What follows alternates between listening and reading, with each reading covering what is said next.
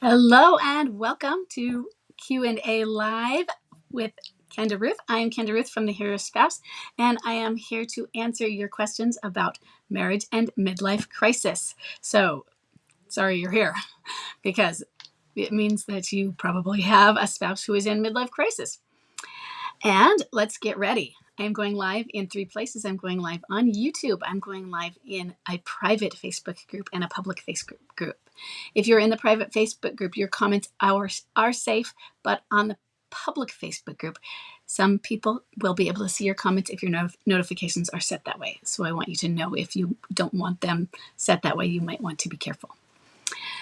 So we have a few questions that have already been submitted to me. We have a couple topics I might go over, and you can ask questions in the chat if you would like to. My membership, Stand Up and Thrive, closes tonight at 9 o'clock. So if anybody is interested in joining Stand Up and Thrive, you can join that until 9 o'clock tonight. So please come on in and look at Stand Up and Thrive. And we would love to have you. Stand Up and Thrive goes,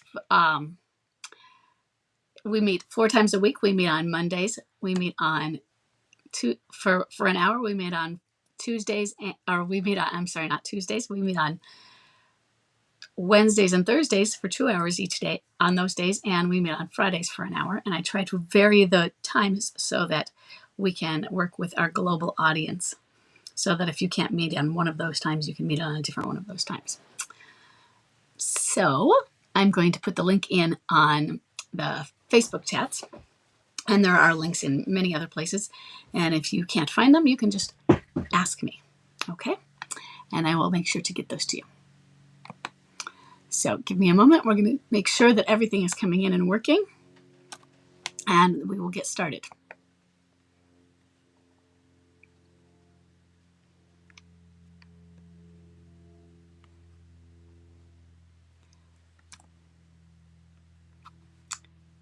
Okay, looks good.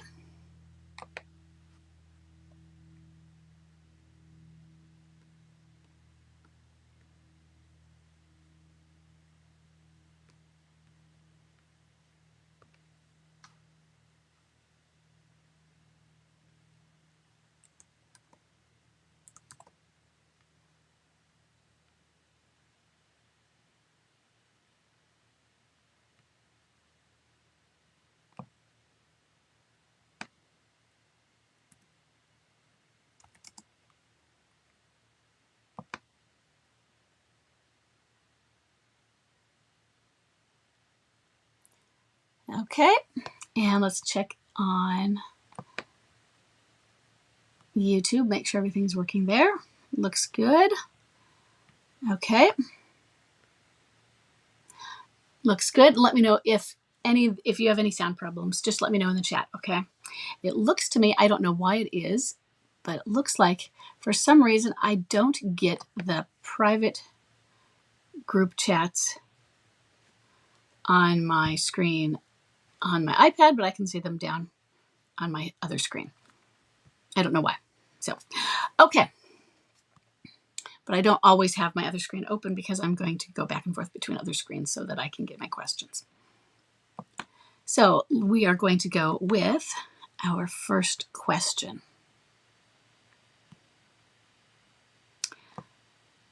So, first question, we have an anonymous female left behind left behind and forward moving spouse with a bomb drop of November 26, 2020 and a date of marriage of 2010.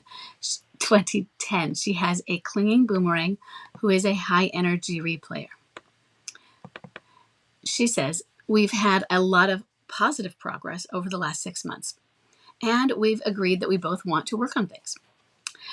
We've started counseling, so that's good. However, now he monsters during our sessions, and everything is my fault. He's rewriting history, and he's bullying me.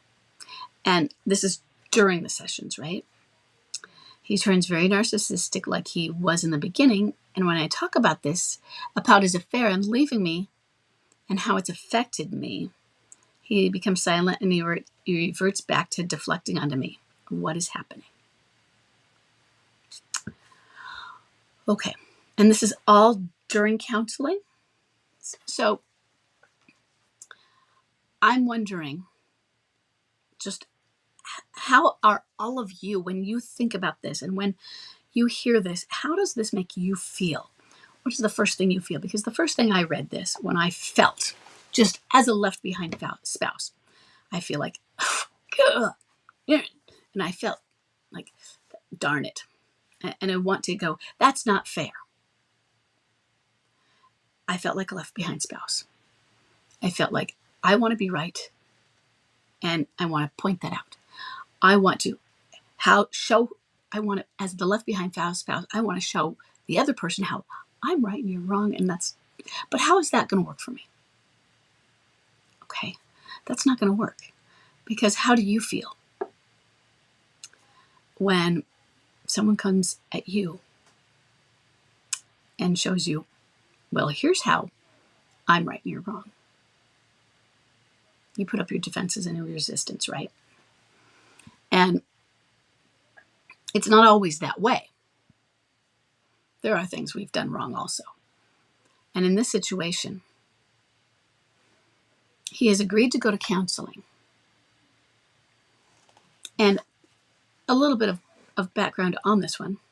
It's been very slow and high energy replayer, but he's been really simmering pretty low for a long time also.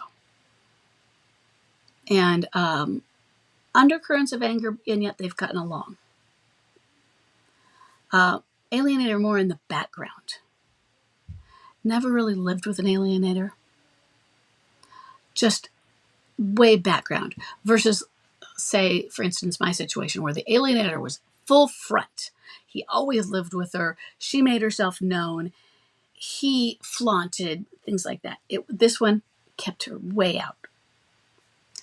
And this one still wanting to be spouse and that, but living apart. Whereas Chuck then he was home. Then he was flaunting. Then he was home. Didn't come home, but a lot of anger simmering. And it was just the surface under simmering anger. And yet, and a lot of avoidance. Okay. So, but under the surface, I think if you were to watch it from as a fly on the wall, you'd think that he seems like a people pleaser. Oh, he seems like a nice guy. Avoidance. So he's becoming narcissistic, bullying in sessions. In some ways, what would he feel if we were to ask him,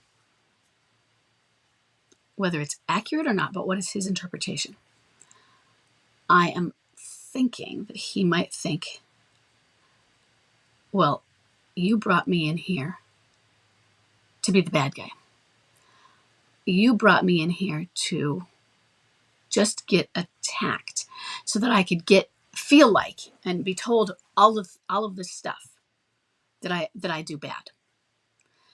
Or you told me I was coming in here for this, and then you switched it on me. That might not be accurate, but that might be how he's feeling. And so I'm wondering first what the counselor is doing, and what is the counselor doing, especially to make this a safe space for both of you, him included. Because, and part of that is, what has he been told that counseling is going to be about? Because he knows he's had an affair. I mean, if you have an affair, you know you've done it. And what does he think that means for you? Does he think that now we sweep it under the rug and never talk about it?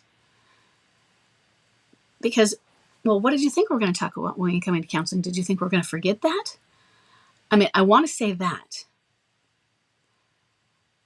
Because we can't just not address the elephant in the room. But at the same time, we need to bring it up in a manner that is going to lessen the hackles. And that's really tough. So, first thing, I'm thinking of something maybe like an EFT therapist, somebody who's working on emotionally focused therapy, because emotionally focused therapy is designed for a fair recovery, specifically to hold the emotions of both partners in safety. It's meant to make them comfortable with that idea in mind. Okay, so that's the first thing, because I'm just thinking that he is walking into this situation thinking, I'm being set up here. There's a trap here. And so he's coming in here with an expectation of, it's going to be bad. It's going to be bad. Put on my armor. And the armor is a monster. I don't know. And remember what we do when we feel we're being attacked, or we're afraid we're about to be found out, like you're hiding something over here and somebody's getting closer to what you're hiding. You get bigger. Get bigger. Make yourself bigger to avoid them, make them go away. You do something to get the other person away from you. So a puffer fish gets puffed up. That's the bullying. That's the monstering. And that's the deflection.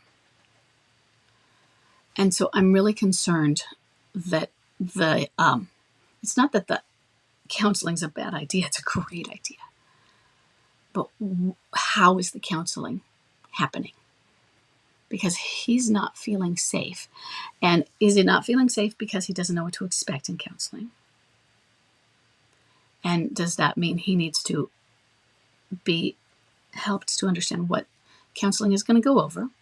In other words, sometimes we are going to talk about how it has affected you, your wife. And we're going to have space to hold her emotions. But then we need to also have space to hold your emotions. We have to have this balance. And I don't know where the equivalency of that balance is. Is it going to be based on the equivalency of how each person handles their trauma? So imagine one person received more. Let's see, he did a lot of betraying. So he gave you trauma. But let's say you handle trauma better, so you're not as traumatized, and he doesn't. Maybe he gets more of it. Or the other way. I don't know. It doesn't always have to be equal. And sometimes it might not be as how much we spend time on his emotions versus yours. And he might not accept it with avoidance. But in a session, we look at who needs it and who is willing to open up. Does the other person feel like they're not getting their time? Does the other person feel like, I can't do this with this person here? And how do you help yourselves feel safe with that person there? Because that's part of what we're reworking towards, isn't it? Because you've started counseling together. And he's feeling it's your fault because you brought him here, didn't you? You brought him. You're the one who brought me into this place so we could talk about this stuff. And now you're attacking me. I'm sorry. I'm sorry he's doing that. He's attacking you for his affair, for what he's done to you. And that's not fair. You're right. It sucks. And when I first read this, I thought, really want to tell him off. But that's not going to get us where we want to go with it, is it? Because we need to look at it from his point of view also. If we want to do where we need to get with, if we want to get to reconciliation, we have to understand where he's coming from. Because if we can't have that empathy, that's what empathy is. Understanding why and where and how they are feeling with it. That doesn't mean we would make those same choices. But some of the empathy is understanding the psychology of it and how they get to be where they're at and what they're feeling. So if we can do that, if we can kind of get into the mind of it, and then maybe we can help mold the situation in there to help them feel safe, because we want everyone to feel safe, and safe meaning comfortable, and help them to feel a little bit more comfortable opening up. And I say a little bit more because avoidance, a little bit more, let's try and open a stone. But it takes a while, okay? Because sure, you're going to talk about how his affair and leaving affected you. And as you talk about that, that is when it's going to, the stone wants to close. So what can you do as you talk about that to also, while you're talking about that, are there things that you can do to help him feel safe? Or are you feeling too vulnerable during those? When you're talking about that, do you feel so hurt and raw during those times that you get triggered or stressed and angry during it? And not everybody does. Similar, I talk about how you give something, when you're going to give bad news, you start out with the positive on one end, the negative in the middle, and what do they call it? A shit sandwich, except it's a shit sandwich where you have the bad in the middle and the positives on the outside. Same thing here is you're talking about these things from that you've had the pain and it was caused by this person. But at the same time, let's say we're sitting together and maybe you're sitting there and you're holding his hand. I would be rubbing it. I'm still here. We're talking about these things that you did that they hurt me, but I want you to know I'm here. And yes, these are things that hurt me, but I'm still here because I still believe in us. And I still feel love, and I care for you, and I feel love for you. All of those things are still there. So the betrayals that happened weren't enough for me to give up on those other things. I'm still here. So all of those, if they can not only be on the outside, those reassurances, if they can be interwoven, I don't know. That might be something as well.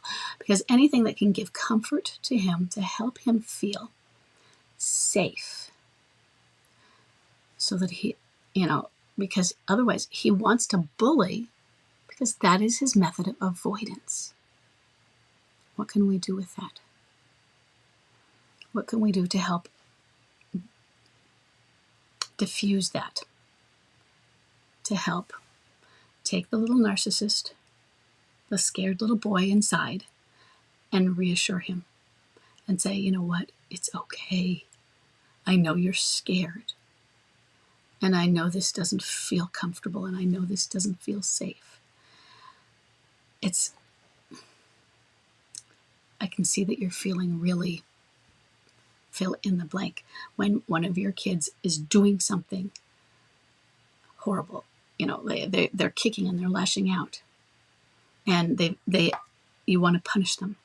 But the first thing you do is, hi, Elijah, I see that you're feeling really angry.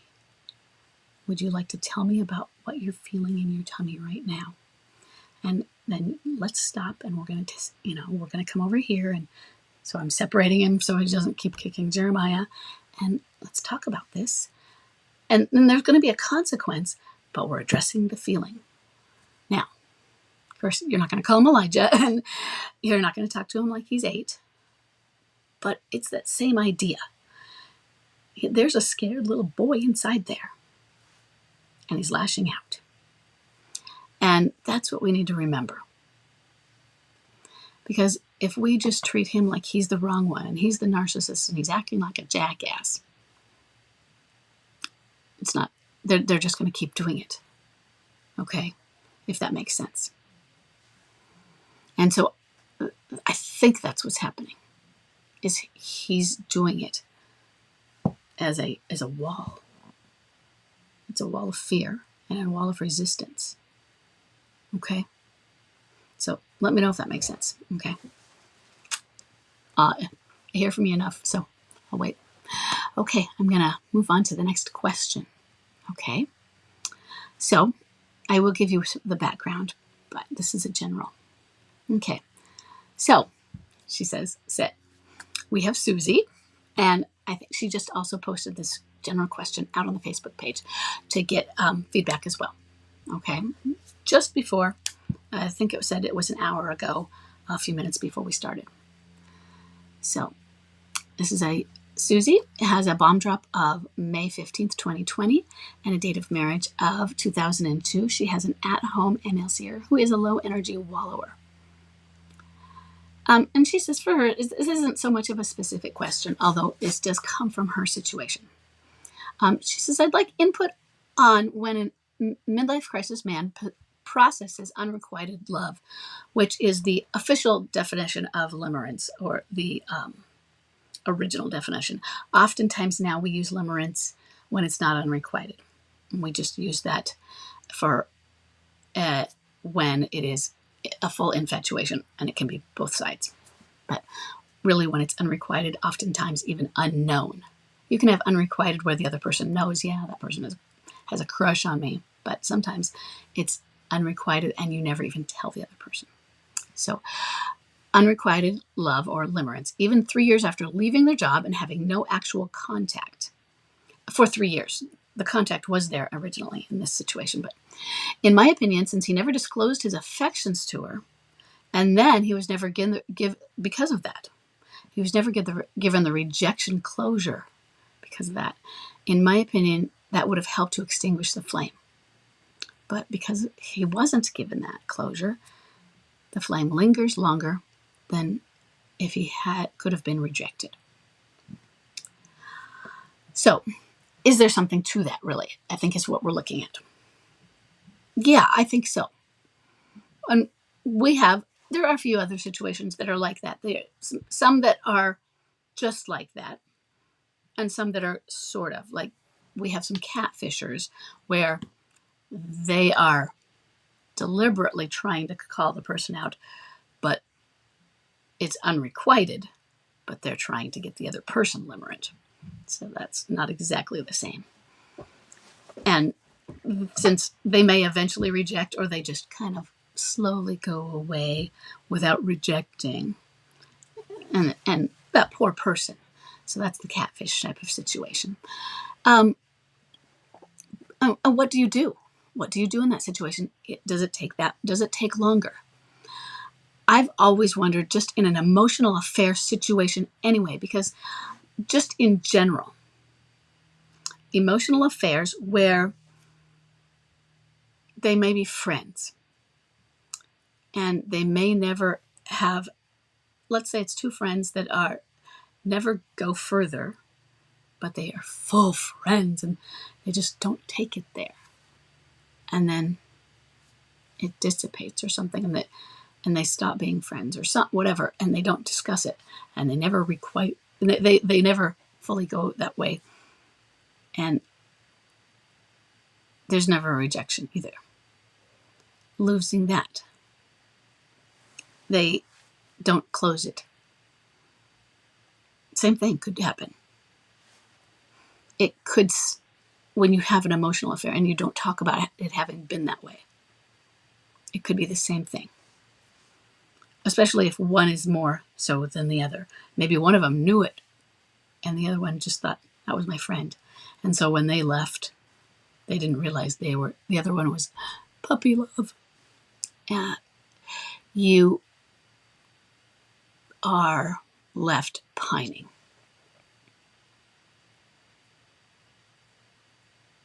And I don't know what you need to do for that closure, because what do you do when, I think we brought this up last time, What do you do when you have the death of somebody and they die? How do you get closure? How do you get closure when you can't have access to that person, when access to the person is dangerous? How do you get closure? How do you move forward? For some of these things, it's different forms of therapy. Okay. For some of these things, it's moving forward in with new people and moving on toward new pieces of your life, taking and reframing and there's a word I'm trying to think of,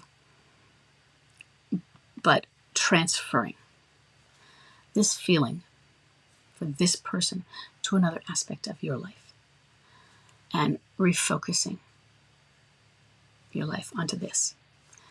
But I would really look into things like not so much a trauma, but something like a hypnotherapy, where I can't get my mind off of this. I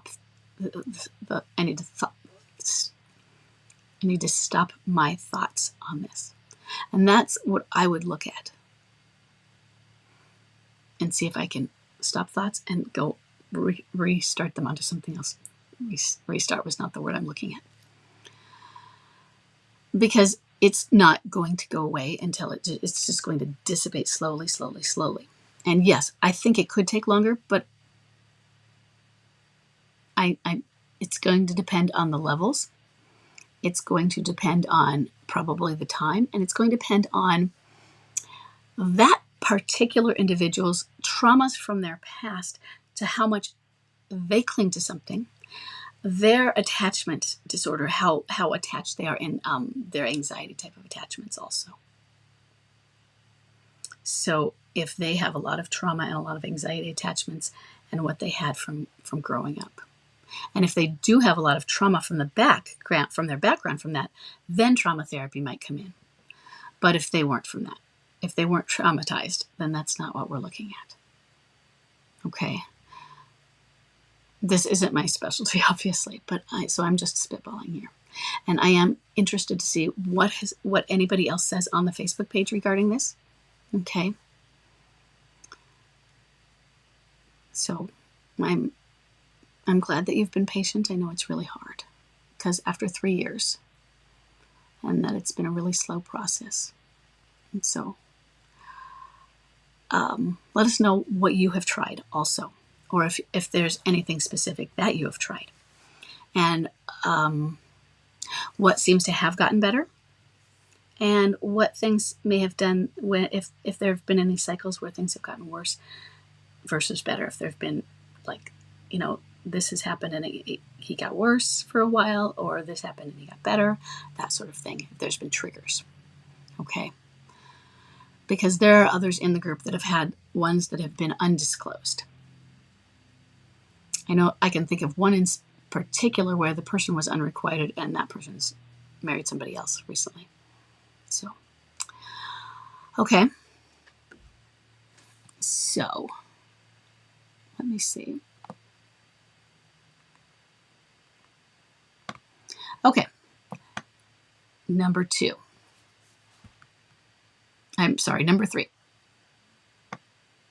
We have Blanca. Blanca has a bomb drop of May 3rd, 2025. So Blanca is very new. I'm very sorry you're here. And Blanca has a date of marriage of 2008. She has an at-home MLCer. That is probably because this is such a new situation. And at this point, she feels that he's a low-energy wallower. She says, for the last 3 months, my husband has been dealing with a midlife crisis. And unfortunately, an affair is part of this. How do I deal with it? Okay, so first off, Blanca, I wanted to let you know that an affair is almost, I don't want to say always, but the probability that there's going to be an affair with a midlife crisis is very high. When it is the man in midlife crisis, I believe the statistics that I have say about 70% will have an affair. And that might be 70% is an emotionally bonded affair with higher being, but I think it's 70% will have an affair. The majority of those are actually an emotionally bonded, which would be what we would say limerent. So more than half, well over half, almost all of them are going to have an affair. And that is emotionally bonded is where the affair is physical. When I say emotionally bonded, I mean physical. If I just say emotional affair, that is meant to mean that the affair did not become physical. Emotionally bonded means they think they're soulmates. And the limerent where it was unrequited is just one of them thinks that. But emotionally bonded, they are together. They both think they want to yell it from the top of the rooftop. Sometimes they keep it secret, but that's their feelings. They were fated to be together. Okay. So how do you deal with this? So I want you to think about what you've done, because we don't have dialogue right here. Have you joined the Facebook page or the forums? And there are different forums out there. There's my forum, there's my Facebook page, and there's other Facebook pages. I have Understanding Midlife Crisis, which is my free course. So I recommend that. If you join that, if you sign up for that, it takes about, I think, 2 hours to go through all of it. And you could go through it in pieces. It is in 3 modules, and it will be delivered across 3 days. And the only reason for that is because when I delivered it all at once, people didn't go through it. So I thought, okay, I'll deliver the 3 modules in 3 days as a reminder to go through it. I don't know if that works, but that was kind of my hope. And each one is a few minutes each. So I have one video that's 30 minutes. I think that's the infidelity video, but the others are really meant to be maybe 15 minutes or less. So you can listen to them all at once or all together. And I think they take about 2 hours. It could be it could go up to 3 hours, but it's probably around 2 hours in total. Okay. So I recommend doing Understanding Midlife Crisis. Next, there is my website. My website is midlifecrisismarriageadvocate.com or theherospouse.com. Same thing. You go to the homepage. They look like the same homepage because I designed 2 separate homepages to look the same. Okay. When you go to the homepage, go down and go to where it says articles, and you can go to the blog where there are articles, or you can go where it says, what do I have it say on there? I have it say,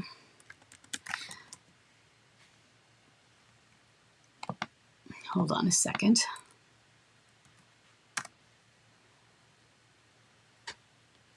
It says all chapters article list. Go to that. It's not a sitemap thing, but it's kind of like the sitemap for the articles, sort of. It's really it says table of contents when you get on there. And that is all of my first articles. They were written many years ago because rough draft for my manuscript. Okay. And that's where I would start because they're in order. And at the bottom of that, it'll also give you a link to the blog articles list, which you could have also gotten to at the previous page. So then you can go back for the blogs if you want. Okay. Or you can go to Heart's Blessings website. I highly recommend Heart's Blessings website as well. And I'm going to give you the email address for that.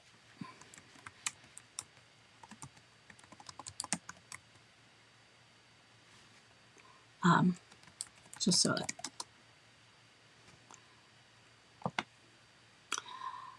that it is the stages and lessons of midlife.org. Okay. The stages and lessons of midlife.org is Heart's Blessings website. So I would check that out. There are several books. Heart's Blessings book, The 8 Stages of a Midlife Crisis. Okay. So there's that. Okay. Heart's Blessing herself, Tammy, is no longer with us. Her son made sure to publish her works. Okay. So thank goodness that we have that. So you can, I would do that. It's a lot of information, okay? That's why I would start with the course, okay? I don't make meditations. I have two meditations in my, to the question that's in the, I have two meditations in Stand Up and Thrive. They are within the membership only.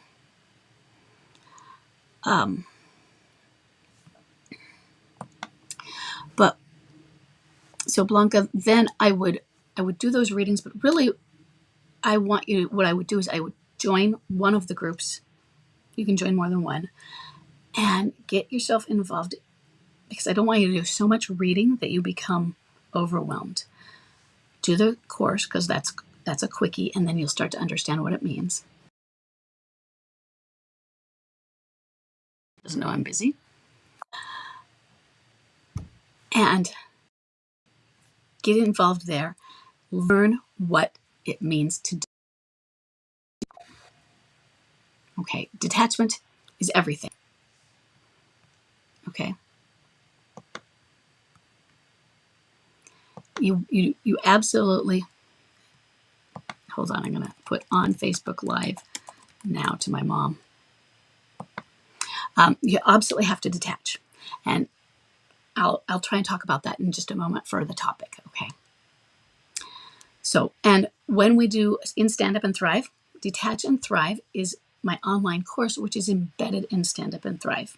I used to offer that as a standalone course. When I started Stand Up and Thrive, I put the course into the membership.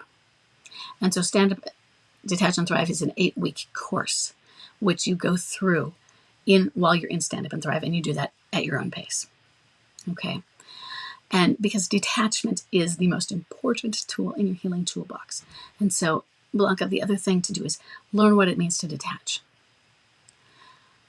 And the most important thing you can do is heal. If you want to reconcile your marriage, if you don't want to reconcile your marriage. And right now, I imagine two things. I imagine you're feeling, yes, I want to. Or you imagine, I don't know what I want. You could be kicking to the curb, but you're probably not there because you're asking me. And you're just confused and lost and heartbroken. So you either like, I'll do anything, and I don't want anyone to be at a point where they'll do anything. I want people to be at a point where they say, I will do what it takes. Do what it takes. But not anything. Because anything is desperation. Doing what it takes is strength. Okay. And what it takes is, it takes the same thing to get to reconciliation as it takes to get to not reconciliation. If you choose divorce, if you choose standing, can't guarantee that you get to reconciliation, but you can choose to stand for your marriage. To get to thriving, it takes the same thing. Divorce, choice, or standing. It takes healing. It takes healing. You have to heal. You detach. And the big fear is that, well, I do that and I lose them because, oh no, if I detach, I am not attached. And they feel me moving away from them, even though that's what they wanted. And that's scary. But there's always a risk with that, it feels like. And they get mad, and there's these back and forths. But you have to heal. If you don't heal, it doesn't work. Two broken people don't make a healthy marriage. So the first things that you always do are heal, heal, heal. Okay, so how long does it take to stop the monstering? You've been separated for almost 2 years. I will tell you that there isn't any specific time it takes to stop the monstering because each MLCer is different. So what I said with Chuck was, I said, in the beginning, I said, I only had monstering for 3 days. And for the most part, that was pretty much it. He monstered for 3 days. And then a few years later, I had some monstering. I learned that I finally called it charming monster because he changed tactics, but I learned that was part of monster. But he really didn't monster. Then I saw other MLCers who were always in monster. That was just how they did it. And then I saw some who were only occasionally. So it depends on the dynamics of your relationship, what she's going through, what she's like, and what she's going through not only at home with you or with an alienator or with work and all of the other things that are coming at her, and what you're giving back to her also, and what the kids are giving back to her or everything else. And you could be as calm and perfect, you could handle everything perfectly, and she can still be the world's worst monster, or I guess the world's most perfect in monster sense. It's not your fault. Or you could be doing everything wrong and do it also. But the point is, you can do everything perfectly, and your MLCer is still going to be an MLCer and can choose to be full-on narcissistic monster or borderline monster. And so women in MLC, this is just a generalization, tend, from just my view, go more towards borderline, whereas men in MLC tend toward narcissistic tendencies. That is not to say that either men or women are borderline personalities or narcissistic personalities in a diagnostic sense, but they just have those tendencies during that crisis. Okay. But to stop the monstering, your job is to work on diffusing or not engaging.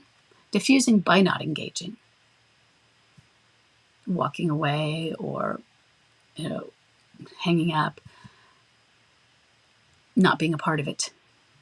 And so, is she monstering at you still? And how is she monstering at you?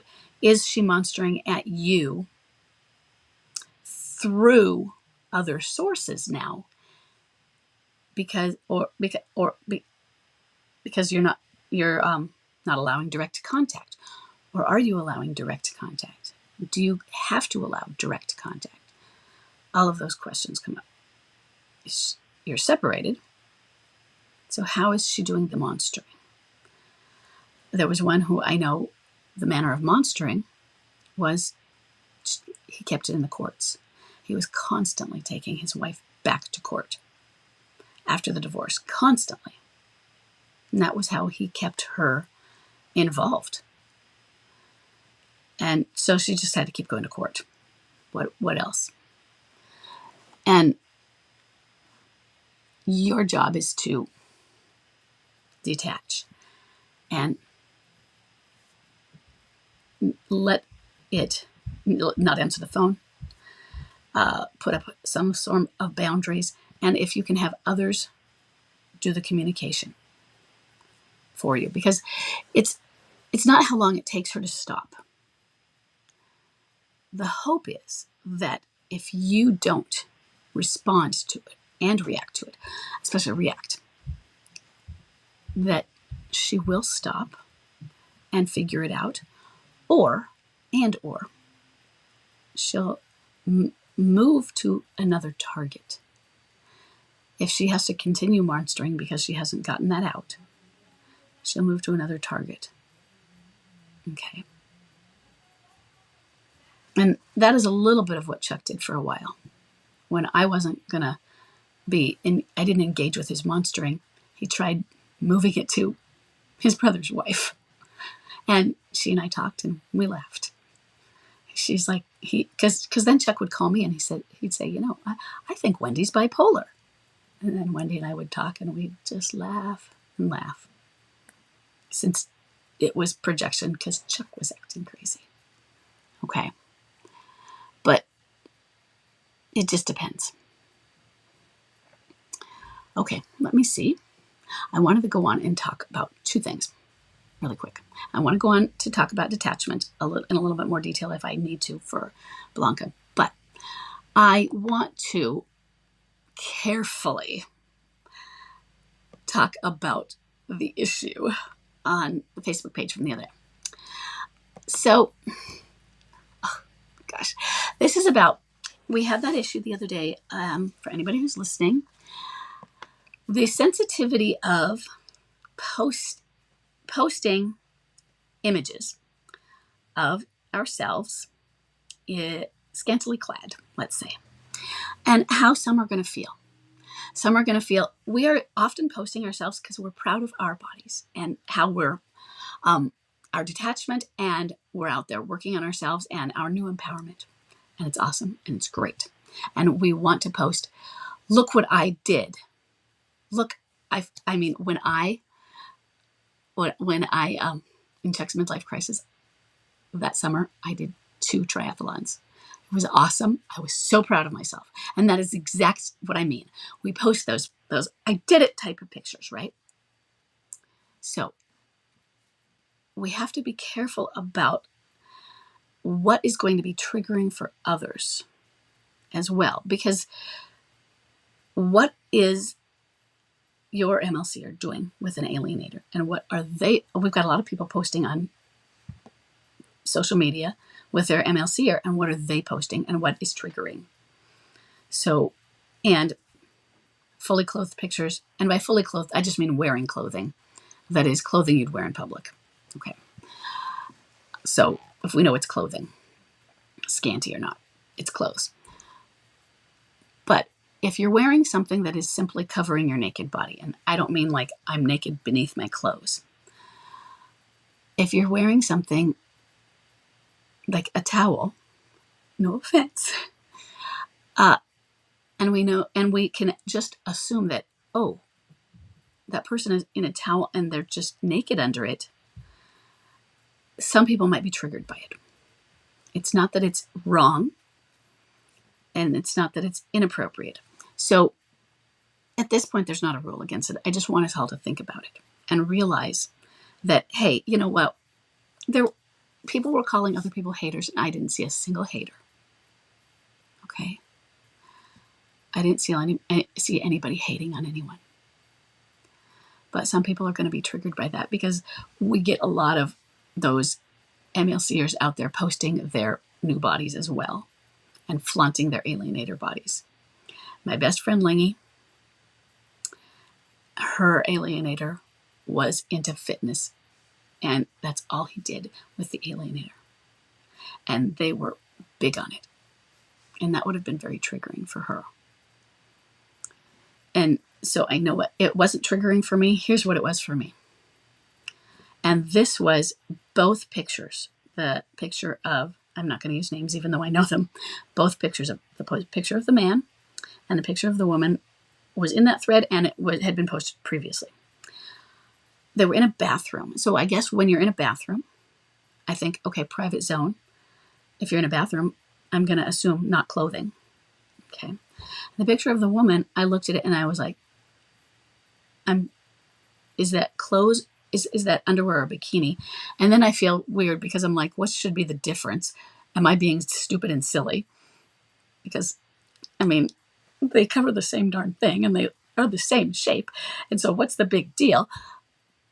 So I think the difference needs to come into it's in a bathroom. So I'm going to say not in public. And maybe that's where the zone comes in, is towel. So not clothes, and underwear or bikini, but in a bathroom. So I don't know whether it is, but it's in a bathroom. So it looks like it's in a private place. And I will admit, I wasn't triggered, but I was embarrassed when I saw them. But I also was like, oh, well, that's a pretty person. And then I think I myself turned red. And then I was like, oops. So, some people are just like that. I mean, and felt, ooh. And that they don't want to feel that. Does anybody remember, the ladies might, years ago there was a commercial for, I think it was Diet Coke. And it was a bunch of ladies in an office. And the 12 o'clock bell rang. And all the ladies in the office ran to the window and looked out. and there was a construction site right outside. And at 12 o'clock, the lunch bell rang, and a hunk of a guy, that was when he took his lunch break. And I guess he took his shirt off at that time or something, or did he never have a shirt? I mean, how would he be doing construction? He was quite young. He had a lovely six-pack, and they would all go and watch him eat lunch at the window. And that was and have a Diet Coke. And that was the commercial. And it kind of made me think of that commercial. And the like titillation, but also the kind of like embarrassment as well.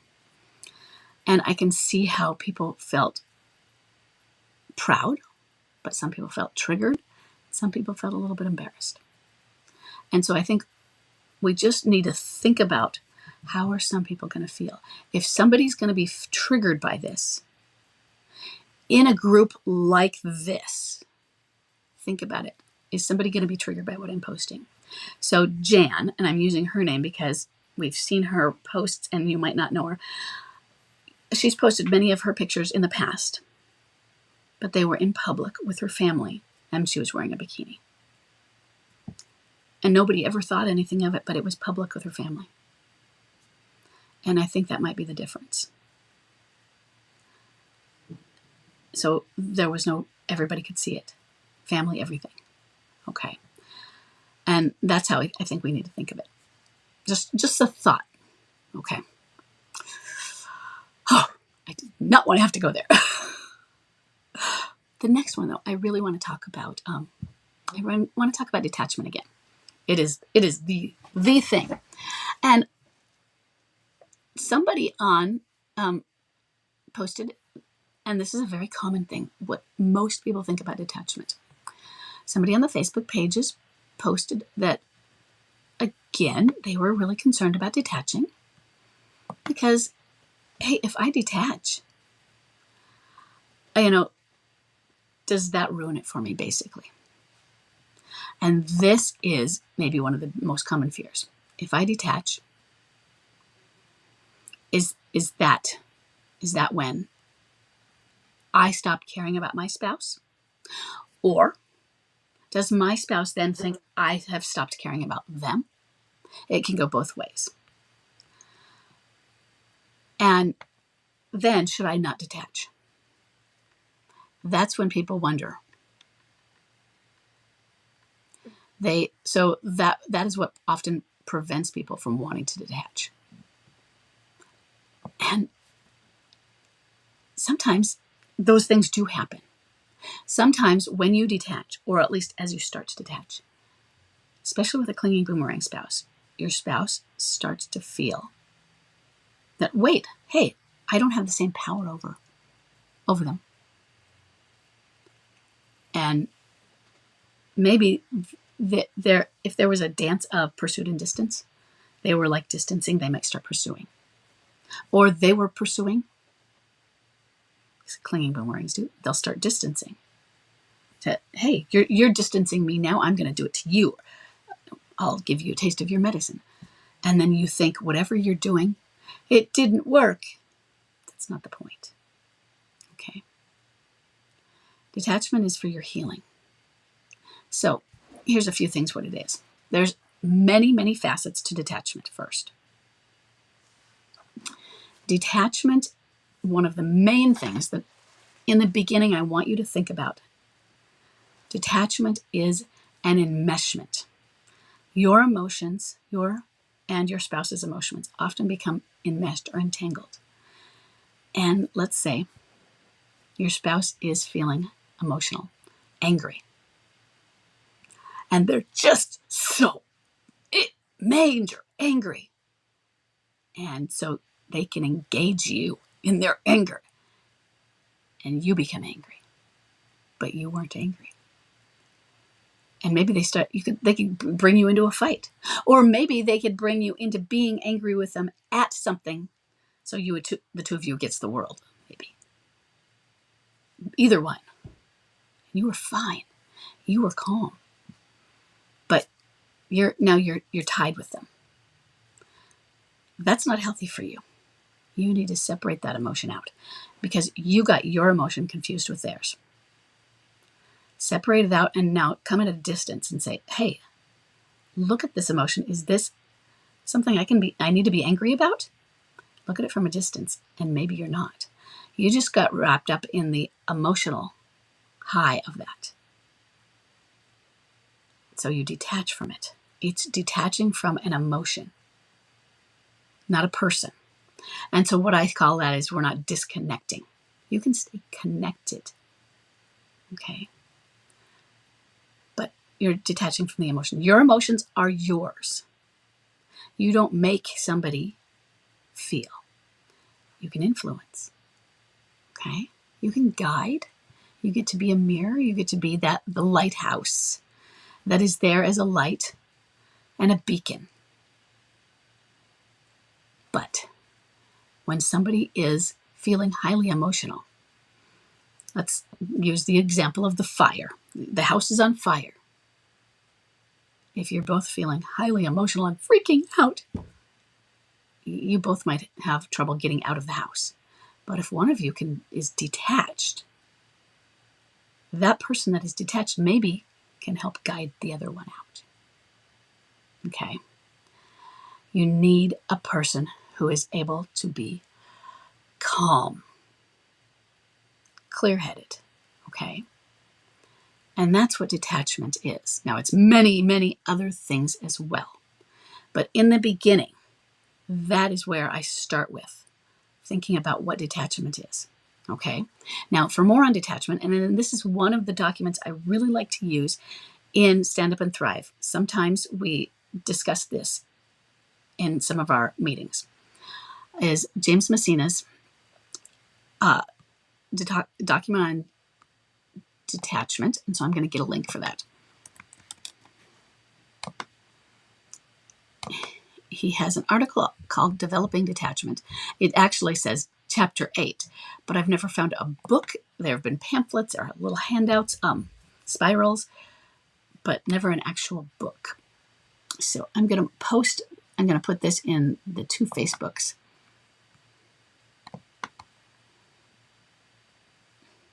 And make sure I close out my mom's message so I don't actually accidentally send it to her. So hold on.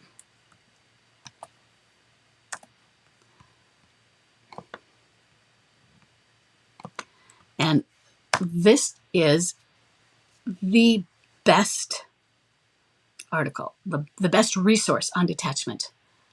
We used it in divorce busting when I started in 2005. There's nothing better.